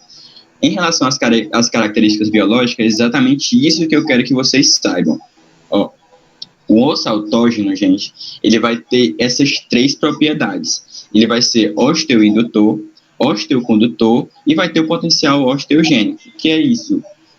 O osso autógeno, ele vai ter tanto uma osteogenicidade no próprio enxerto, certo? Ele vai ter a capacidade osteoindutora de acabar induzindo mais... como é que se fala? Vai promover, vai fazer com que as células sejam recrutadas a se tornarem osteoblastos e promoverem mais ainda a produção de tecido ósseo, certo? Então, esse é o potencial osteoindutor, e o potencial osteocondutor é que ele vai promover com que as células especializadas também se transformem em osteoblastos para poder promover a deposição de tecido ósseo, certo? Já esse material osteopromotor vai ser basicamente as membranas, certo? Que seria a regeneração óssea guiada. Então, essas membranas, gente, o que é que elas vão fazer? Elas vão separar os sítios operatórios, os sítios cirúrgicos. Eu vou separar o meu tecido gengival do meu tecido ósseo. eu vou ter essa barreira física e células de determinado ambiente entrem em outro ambiente e possa prejudicar a osteopromoção, entendeu? E a osteoindução, certo? Então, a ROG, ela tem como principal objetivo dividir os ambientes, certo? Um ambiente gengival e um ambiente ósseo, tá bom? Por isso que é chamado de regeneração óssea guiada. Então, essas membranas vão ser os de potencial osteopromotor, certo? Então, o osso autógeno, ele vai ter essas três propriedades: osteoindutor, osteocondutor e osteogênico. O restante dos materiais substitutos ósseos, eles só vão ter a capacidade osteocondutora, certo? Eles só vão servir como arcabouço para a formação de tecido ósseo, certo? Eles não vão induzir matriz óssea e não vão ser uma propriedade osteogênica. Eles só vão ser osteocondutores, só vão servir como arcabouço para a produção e deposição de tecido ósseo, certo? Então, isso aqui pode cair na prova. O professor pode colocar material de origem sintética, que seriam os aloplásticos. Eles vão ter qual potencial em relação à característica biológica? Vão ser osteoindutores? Vão ser osteocondutores. O único que vai ter essas três propriedades vão ser os enxertos autógenos, certo? Tirando em relação aos aloplásticos, a gente tem uma exceçãozinha, que são os BMPs, certo? As metaloproteinases, esqueci o outro nome. Mas as BMPs, que seria o infio, essa propriedade de osteoindução e osteocondução, mas não vai ter osteogênico, certo? O único que vai ter os três vai ser o autógeno, o restante só vai ter osteocondutor, e as BMPs, que seriam infuse, vai ter osteocondutor e osteoindutor, mas não vai ter osteogênico, certo? Tudo ok em relação a isso aqui, gente? Isso aqui é bastante importante vocês entenderem, porque vai cair na prova, tá bom? Posso passando? Pode. Show, bora. Deixa eu ver se mais alguma coisa de implante. Não, acho que a Renata falou tudo mesmo. Isso aqui, ó, vocês estão gravando, né? Então, isso aqui é a mesma coisa que a Renata colocou na aula dela, tá bom? Isso aqui é importante, gente. Muito. Gente. Oi. Tem uma questão que ela também, às vezes, cai bem, sabe? Que é o professor, na questão, ter a medida do implante, certo? E perguntar quantos milímetros vai ter que ter para reabilitar aquela região. Exatamente. E ele coloca tipo assim, vamos supor que o paciente precise colocar um implante de 3,5 milímetros. Quanto de espaço ele vai ter que ter para essa reabilitação? Aí vocês lembram daquelas medidas? Vocês vão somar aquelas medidas com a medida do implante. Se ele dá um implante de 3,5, a medida do implante para um dente não é de 2 milímetros? E a medida para o outro dente também é de 2 milímetros. Então, você teria que ter 2 milímetros. Colocar o implante, ele já tem 3,5. Aí você tem que ter, no mínimo, 2 milímetros para um lado e 2 milímetros para um outro. Isso se ele ficar entre dois dentes. Então, essa medida teria que ser 3,5 do implante, 2 para um lado e 2 para o outro. Eu achei que eu tinha essa imagem. 7,5 milímetros, certo? Outra questão que também pode cair, ele pedir 2 implantes, certo? Entre um implante, outro implante e um dente. Aí vocês só mudam a medida. 2 milímetros do dente para o implante, mais a largura do implante, mais a largura do implante para o implante e a largura do outro implante e a largura do implante do dente. Vocês estão entendendo? Vocês sempre vão somar a medida do implante com a medida da largura que ele quer. Se ele quiser entre dente e implante, vocês somam a medida de dente para implante. Se ele quiser um implante entre um implante e um dente, vocês somam a medida de implante para implante e de implante para dente. Deu para entender o que eu falei? Ou ficou muito confuso? Acho que tem uma imagenzinha que a gente manda para mais fácil. É porque às vezes eles pedem só a medida convencional e às vezes eles pedem um caso mesmo. Botam um caso e pedem para vocês dizerem o que é que tem que ter de medida para aquela reabilitação. O que ela quis dizer, gente, vamos supor aqui, ó, eu tenho um implante, certo? Eu sei que a distância média entre implante e implante é 3, certo? Então eu vou colocar um implante aqui, bumba. Tenho que dar 3 milímetros de diferença entre outro implante, mais 3 para o outro implante, só que se eu tiver um dente aqui, ó, vai ser 1,5, certo? Então eu vou somar toda essa medida, porque é a distância protética que eu vou ter que ter. Com dois. Soma com 2. Do implante para o dente.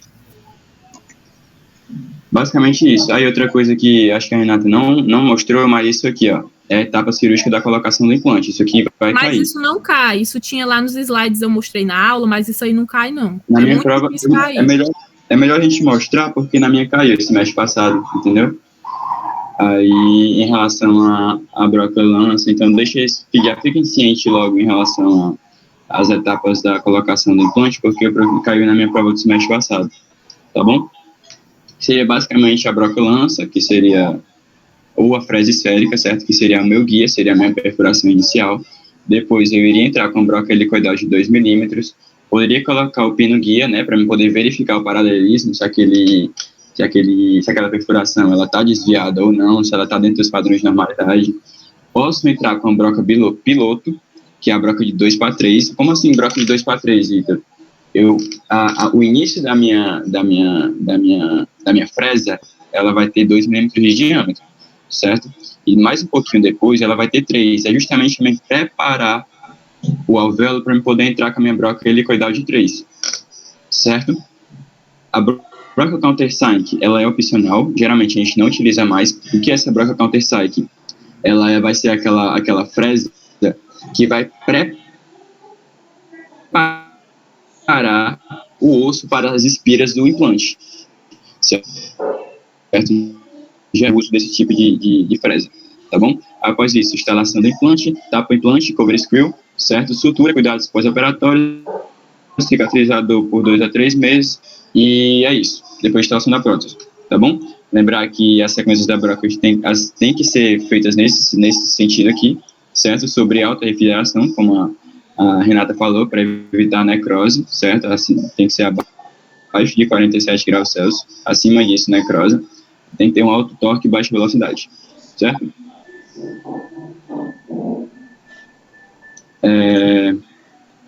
Para finalizar, eu vou falar para vocês bem rápido aqui em relação ao levantamento de seio maxilar.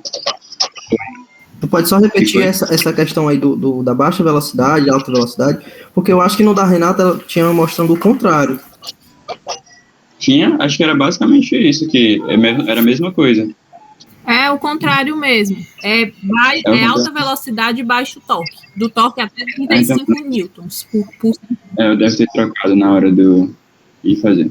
Mas a Renata corrigiu aí.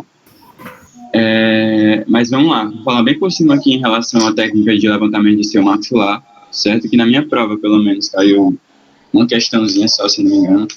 É só falando em relação à técnica de Casual Look, certo? Mas, enfim, tem alguns casos, gente, de reabilitação protética, principalmente na região de maxila, que eu não vou ter osso suficiente, certo? Mas por que eu não vou ter o suficiente? Na minha maxila, gente, eu vou ter o seio maxilar, certo? No seio maxilar eu vou ter muita pressão, eu vou ter muito ar presente aqui. Os dentes superiores, na maioria dos casos, eles vão ter íntimo contato com o seio maxilar, certo? Quando eu tenho a perca de um elemento dentário, consequentemente, devido à pressão dentro do meu seio maxilar, eu vou fazer com que o seio maxilar se expanda em direção ao alvéolo, certo? Isso é chamado de pneumatização do seio maxilar, certo? Quando eu tenho a pneumatização desse seio maxilar, eu acho que até tem um caso que depois deixa eu mostrar logo para vocês aqui. Tá aberto. O caso de pneumatização, não, isso aqui. O caso de pneumatização do seio maxilar, tá bom? Que o paciente foi submetido a levantamento de seio maxilar e tal, enfim. Casos como esse, Olha o estado que estava a maxila dessa paciente. Olha como é que ela não tinha nenhum elemento dentário, certo? E o seio estava todo pneumatizado. Essa paciente, ela queria reabilitar com implantes, certo? Ela não conseguiu. Por quê? Porque ela não tinha espessura óssea suficiente, espessura e altura óssea suficiente, e ela teria que ser submetida ao levantamento de seu maxilar, certo? Após a submissão do levantamento do seu maxilar, é aguardado o período de 6 meses para posteriormente reabilitação do implante, para esperar 3 meses de osso-integração, 3 a 4 meses de osso-integração, e depois reabilitação protética, certo? Então, a técnica de levantamento do seu maxilar, ela é feita basicamente para reabilitar os pacientes que não possuem altura óssea suficiente para a instalação dos implantes, certo? Pronto, tirando Oi, isso... Oi. mas e no caso dessa imagem aí que tu mostrou, que já tem um implante que tá praticamente dentro do seio, como é que faz? Isso daqui era o caso que eu ia apresentar na jornada, na JOSV até, só que infelizmente o professor não liberou porque ele não gostou do caso clínico em si, da maneira que o caso foi feito, da maneira que o caso foi tratado, entendeu? Então ele não deixou eu apresentar. Mas esse caso aqui, o que é que foi feito? Esse paciente, ele chegou lá no ambulatório lá do serviço, certo? Do HU, lá do onde eu sou estagiário, e ela já chegou com a queixa de querer colocar implante, certo? Queriam proteger sobre implante da maxila, certo? Só que quando os meninos foram fazer a radiografia panorâmica, eles viram que tinha a presença do implante, que foi justamente esse implante aqui, ó. Quando eles viram que tinha, eles pediram a radiografia, a tomografia computadorizada, certo? Aí o que é que eles decidiram? Eles decidiram em não retirar o implante, porque o implante aparentemente ele estava fixo, certo? E eles fizeram o levantamento do seu maxilar, certo? Bumba! Fizeram o levantamento do seu maxilar. Só que depois de 4 meses, esse implante ele se deslocou para dentro do seio, certo? Aconteceu isso aqui, ó. Devido à falta de estabilidade primária, a quantidade de tecido ósseo suficiente, não se teve estabilidade suficiente para poder manter esse implante naquele mesmo local, certo? Então, o ideal era remover o implante, faz o levantamento, aí depois é que eu instalo ali de novo. Exatamente. Entendeu? Nesse caso, eles tentaram por sorte mesmo, entendeu? Manteram lá o implante e tal, e o professor não viu que não teria nenhum problema e tal, viu que o implante estava fixo na hora, só que talvez eles devem ter mexido um pouco no implante e ocasionou algum problema posteriormente, entendeu? Essa paciente foi submetida a acesso de cardiolook e tal, para poder remover o implante e assim vai. Certo? Eu aqui já em outra aula, mas tentativa de remover corpos estranhos dentro do seio. Mas, enfim, a técnica de levantamento do seu maxilar é justamente para a reabilitação de maxilas atróficas, certo? Existem algumas técnicas que eu posso lançar a mão para poder fazer esse levantamento de seio, certo? É a técnica de Summers. Essa técnica de Summers é justamente essa aqui, gente. Ela é como se fosse... eu não faço nenhuma abordagem ao seio maxilar por meio da abordagem de cardiolook, certo? Mas eu meio que faço as perfurações do meu implante, eu faço todo o planejamento, né, com a tomografia computadorizada e tal, meço a quantidade que eu posso infiltrar sem perfurar sem perfurar o seio maxilar e tal. E depois disso, que eu estiver bem próximo do seio maxilar, eu entro com alguns instrumentos, certo? Que esses instrumentos a gente vai acabar entrando com ele aos poucos, certo?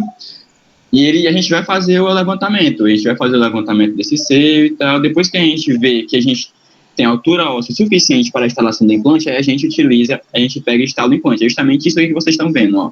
Eu estou indo com alguns materiais, levantando o seu maxilar e tal. E depois que eu tenho altura óssea suficiente para a instalação do implante, eu desço com o implante normalmente, é isso, certo? Só que isso aqui essa técnica é utilizada principalmente em casos de implantes unitários, certo? Ela é chamada de técnica atraumática. Mas, em relação à técnica cirúrgica, eu vou utilizar principalmente a técnica de cardiolook. A técnica de cardiolook, gente, eu vou fazer a abordagem da parede lateral do seio maxilar, certo? Quando eu tenho a abordagem lateral do seio maxilar, consequentemente, eu faço levantamento, eu faço utilização de curetas, certo? Apropriadas para a elevação da membrana de Schneider, que é a membrana do seio maxilar, certo? Então, o que é que eu faço? Eu tenho acesso da minha parede lateral do seio maxilar e tal.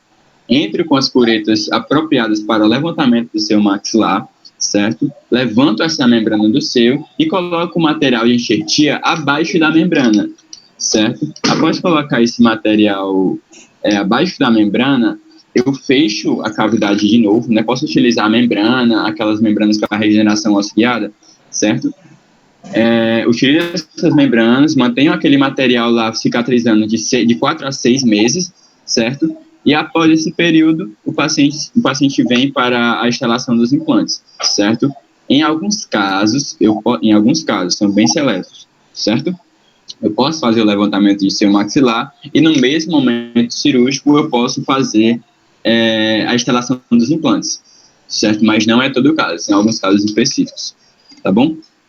Em relação aos biomateriais, eu falei anteriormente para vocês, né, que a gente vai ter os autógenos, xenógenos, halógenos, certo? E os aloplásticos, que seriam os sintéticos, tá bom? Lembrem das propriedades que eu falei para vocês, também é bastante importante, tá bom? Aqui tem um caso clínico, ó, mostrando para vocês como é que é feita essa técnica, tá bom? Ó, fiz na incisão, rebati todo o retalho, tive acesso livre ao seu maxilar. Essa aqui é a técnica de Summers, certo? Levantei o seu maxilar, coloquei todo o enxerto, o biomaterial, depois coloquei a instalação do implante. Como eu falei para vocês, essa técnica ela é utilizada principalmente para enxertos unitários, ou para implantes unitários, certo? E é basicamente isso. Aqui são algumas formas, né, para poder conseguir tecido ósseo, mas a gente, geralmente, para essa técnica de levantamento do seu maxilar, a gente não utiliza enxerto de forma ilíaca, nem da calota craniana, é basicamente enxerto do tipo biose, creatine, certo? E dentre outros, tá bom? Mas o levantamento de seu maxilar era basicamente isso, certo? E agora eu vou falar um pouquinho para vocês, para a gente poder terminar, tá bom? Acredito que vocês já estejam bem cansadinhos, mas vamos falar bem rápido em relação à classificação de traumatismo dentes alveolares, certo? Ficou alguma dúvida, gente, em relação ao levantamento do seu maxilar?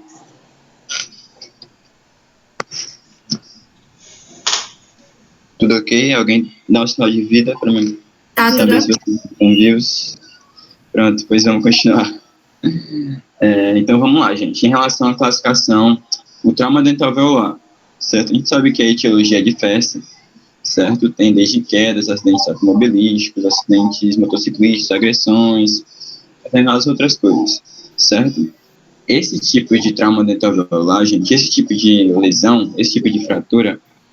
Vitor, Oi. o pessoal tá falando no chat, perguntando se esse conteúdo não é da MP2. Acho que é só pra noite, porque amanhã a gente teve essa aula já. De manhã vocês já tiveram, né? Se eu não me engano, eu vou dar uma conferida no plano de ensino, mas algumas dos turnos que vai ter essa matéria já na prova, certo? Eu só não lembro quem é agora, mas eu vou dar uma olhada no plano de ensino. Oi? Eu vou olhar aqui no plano pra ver. Pronto, olha aí pra mim, por favor. Aí tu diz aqui pra gente, tá bom? Então vamos continuar aqui, certo? A gente sabe que esse tipo de trauma dental alveolar, gente, ele está presente principalmente em pacientes infantis. Pacientes que estão por volta... Esse primeiro trauma, esse primeiro risco desse trauma, ele acontece principalmente ali quando o paciente, ele bebê e tal, começa a engatinhar, está nos primeiros passos de aprender a andar e tal, e logo após a segunda infância, que é quando começa a sair, correr bastante, determinadas outras coisas, certo? Então, é presente principalmente dentre esses momentos, tá bom?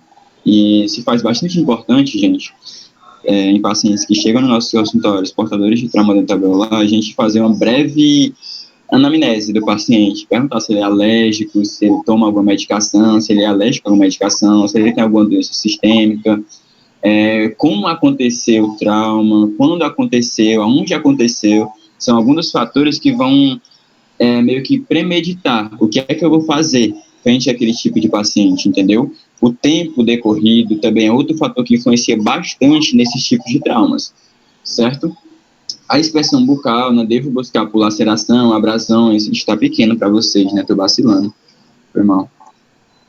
analisar os sinais, laceração, abrasão, equimose, edema, tudo isso vai estar presente em pacientes portadores de traumas dentoalveolar. Certo? Então, faço a inspeção extrabucal, inspeção intraoral, né? Vou verificar se houve algum deslocamento do elemento dentário, se teve algum grau de luxação, se está tendo algum sangramento. Devo fazer a limpeza de todo aquele campo operatório para poder ter uma visão direta e limpa, certo? Do que é que eu estou tratando, do que é que eu estou vendo, certo? E depois disso, fazer a utilização dos exames complementares, né? Que vão somar com o exame e o diagnóstico clínico. Dentre esses exames, a gente pode citar a panorâmica, PA de face e a tomografia computadorizada, mas também outros exames podem ser lançados à mão, tá bom, gente? Desde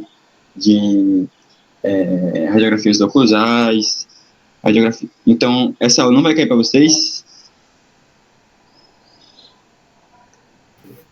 Se for para aqui mesmo, dá nada. Parece que não.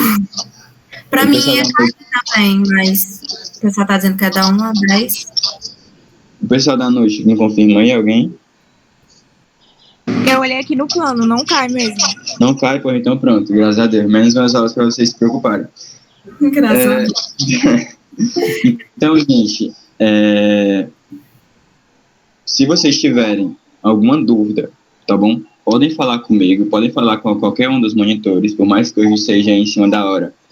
A gente vai tirar qualquer dúvida que vocês tenham, tá bom?